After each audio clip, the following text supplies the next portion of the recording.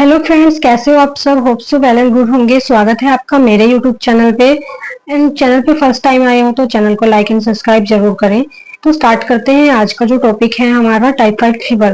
तो typhoid fever क्या होता है, इसके सिम्टम्स क्या क्या होते हैं एंड इसके कोज क्या क्या होते हैं, एंड लास्ट वन है इसका ट्रीटमेंट क्या क्या होता है। तो ये सब कुछ पॉइंट्स जो हैं आज हम डिस्कस करेंगे इस वीडियो में। तो वीडियो के अंत तक जरूर बने। तो आज क्या डिस्कस करने वाले हैं, टाइफाइड फीवर। तो टाइफाइड फीवर क्या होता है। टाइफाइड फीवर को हम एंट्रिक फीवर के नाम से भी जानते हैं। एंड इसके लिए जो बैक्टीरिया रिस्पॉन्सिबल माना गया है, साल्मोनेला टाइफी बैक्टीरियम नाम का एक बैक्टीरिया होता है जो कि इसके लिए रिस्पॉन्सिबल होता है। ये रोड शेप का होता है, रोड शेप का हमें देखने के लिए मिलेगा। एंड स्टार्टिंग के जो डेज में अगर मैं बात करूं कि इसके हमें क्या सिम्टम देखने के लिए मिलते हैं, इसमें हमें हाई ग्रेड फीवर देखने के लिए मिलेगा। इसमें हमें पेशेंट के अंदर फ्लू लाइक सिम्टम देखने के लिए मिलेंगे। And last one is diarrhoea भी हमें देखने के लिए मिलेगा। तो ये सारे जो सिम्टम्स हैं हमें स्टार्टिंग के डेज में देखने के लिए मिलेंगे। मोस्ट कॉमनली ये डेवलपिंग कंट्रीज में हमें देखने के लिए मिलता है, या आप ये कह लो कि जिस कंट्री के अंदर पुअर हाइजीन है या पुअर मेंटेनेंस है वाटर सप्लाई की, फूड की, ये सारी पुअर मेंटेनेंस अगर हमें देखने के लिए मिलती है तो उन कंट्रीज में हमें टाइफाइड फीवर होने के ज्यादा से ज्यादा चांस होते हैं। और ये मोस्ट कॉमनली किसमें होता है, चिल्ड्रंस के अंदर हमें मोस्ट कॉमनली देखने के लिए मिलता है। हालांकि अडल्ट में भी होता है, ओल्ड एज पीपल्स में भी होता है, लेकिन अगर जो रिसर्च हुई है उसमें मोस्ट कॉमनली चिल्ड्रंस के अंदर हमें ये सबसे ज्यादा केसेस इसके देखने के लिए मिले हैं। तो बात कर लेते हैं अब हम इसके कॉजेटिव एजेंट, कि इसके कॉज क्या क्या हो सकते हैं। फर्स्टली अगर हम बात करें जो इसका कॉज है, वो इसका खुद जो बैक्टीरिया है, साल्मोनेला टाइफी बैक्टीरियम है, जो कि इसके लिए रिस्पॉन्सिबल माना गया है। एंड पुअर हाइजीन अगर हम कर रहे हैं उस केस में भी हमें क्या देखने के लिए मिलेगा, टाइफी फीवर। पुअर हाइजीन से आप क्या समझ रहे हो, लाइक हम हाइजीन मेंटेन नहीं कर रहे हैं इस वजह से नहीं। अगर कोई पेशेंट है, उसको टाइफाइड फीवर है और वो हाइजीन मेंटेन नहीं कर रहा है और वो हमारे पास बैठा है, वो हमारी उन सारी चीजों को टच कर रहा है, तो क्या होगा, ये कम्युनिकेबल डिजीज के अंडर आता है। क्योंकि तो क्या होगा, हम जब उन चीजों को टच करेंगे या अपने कांटेक्ट में उन चीजों को लाएंगे, या वो कोई फ्रूट खा रहा है उसने इसको टच किया, देन ये वाला फ्रूट ले लिया और हम फ्रूट वो खा रहे हैं, तो हमें भी पूरे पूरे चांस हैं कि हमें टाइफाइड फीवर हो जाएगा। तो ये सारे ऐसे ऐसे जो हैं इसके सारे कोज हैं। रॉ मिल्क में भी ये हमें देखने के लिए मिला है। हमें अनपॉस्चराइजेशन जो मिल्क होता है उसके अंदर भी हमें ये देखने के लिए मिला है। अगर हम बात करें इसका इंक्यूबेशन पीरियड कितना होता है, तो 10 टू 14 डेज का इसका इंक्यूबेशन पीरियड देखने के लिए मिला है। तो बात करते हैं इसके हम साइन एंड सिम्टम के बारे में, क्या क्या सिम्टम हमें इसके देखने के लिए मिलेंगे। तो first one is high grade fever देखने के लिए मिलेगा हमें इसके अंदर। फ्लू लाइक सिम्टम देखने के लिए मिलेंगे, स्नीजिंग, कफिंग एंड कोल्ड।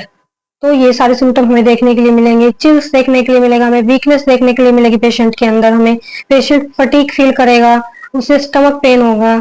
और लास्ट में जो होता है पेशेंट को, कुछ पेशेंटों को डायरिया देखने के लिए मिलता है एंड कुछ पेशेंट को क्या देखने के लिए मिलता है, हमें कॉन्स्टिपेशन। तो ये सारे सिम्टम हमें टाइफाइड फीवर वाले पेशेंट के अंदर देखने के लिए मिलते हैं। सो बात करते हैं इसके डायग्नोस्टिक इवैल्यूएशन के बारे में। तो क्या क्या टेस्ट करवाने हमें जरूरी है अगर हमें टाइफाइड फीवर देखने के लिए मिल रहा है। तो फर्स्टली हम क्या कराएंगे, आईजीएम टेस्ट कराएंगे, जिसके अंदर हमें एंटीबॉडीज का पता चलता है। आईजीएम टेस्ट कराएंगे हम first of all. Blood culture हम कराएंगे, क्योंकि ब्लड कल्चर में हमें बैक्टीरिया की ग्रोथ के बारे में पता चलता है, इसलिए ब्लड कल्चर भी बहुत जरूरी है अगर हमें किसी भी टाइप का फीवर है। लाइक ये नहीं कि आपको टाइफाइड फीवर है तभी आप ब्लड कल्चर कराओगे, किसी भी तरीके का आपको इन्फेक्शन है, किसी भी तरीके का आपको फीवर है, तभी भी आप ब्लड कल्चर करा सकते हो। देन हम कराएंगे हम इसमें रियल पीसीआर। रियल पीसीआर जो है ये कंफर्मेटरी टेस्ट इसको हम बोल सकते हैं। इसमें हमें एग्जैक्ट कोज हमें पता चल जाता है कि इसका एग्जैक्ट बैक्टीरिया कौन सा है, इसका एग्जैक्ट एजेंट कौन सा है, ये सब कुछ हमें इस टेस्ट में पता चल जाएगा, रियल पीसीआर में। एंड हम कराते हैं लास्ट में विडाल टेस्ट।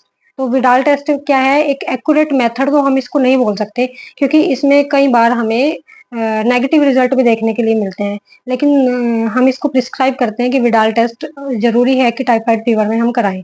एंड लास्ट में हम कराते हैं स्टूल कल्चर। स्टूल कल्चर इसलिए जरूरी है क्योंकि इंटेस्टाइन हमारे स्टमक से रिलेटेड इन्फेक्शन है, जिसके कारण हमें टाइफाइड फीवर हुआ है।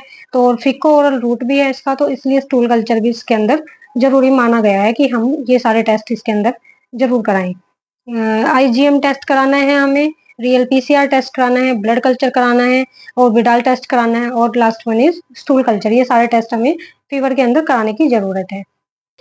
तो बात करते हैं इसके ट्रीटमेंट के बारे में। ट्रीटमेंट में हम इसको एंटीबायोटिक प्रिस्क्राइब करते हैं पेशेंट को, लाइक सिफ्रोफ्लोक्सासिन हम इसमें प्रिस्क्राइब कर सकते हैं पेशेंट को।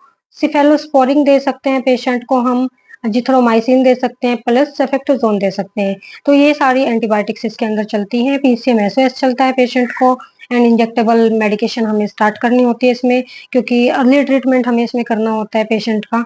तो ये सारी ट्रीटमेंट हमें इसमें फॉलो करना पड़ता है।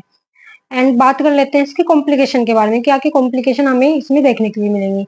इसमें हमें सीवियर स्टमक पेन देखने के लिए मिलेगा, स्वेलोइंग देखने के लिए मिलेगी, हमें स्टमक के ऊपर स्वेल देखने के लिए मिलेगा पेशेंट। एंड सम टाइम क्या होता है, डैमेज हो जाती है उसकी जो स्टमक की जो बॉल होती है वो डैमेज हो जाती है, जिसके कारण हमें क्या होगा, ब्लीडिंग देखने के लिए मिलेगी। वो स्प्रेड होके क्या हो जाएगी, अदर ऑर्गन्स में चली जाएगी, जिसके कारण हमें क्या देखने के लिए मिलेगा, टाइफाइड फीवर देखने के लिए मिलेगा। और ये मेजर कॉम्प्लिकेशंस हैं इसकी जो हमें देखने के लिए मिलती हैं। तो ये सारी चीजें हैं जो आपको टाइफाइड फीवर में देखनी है।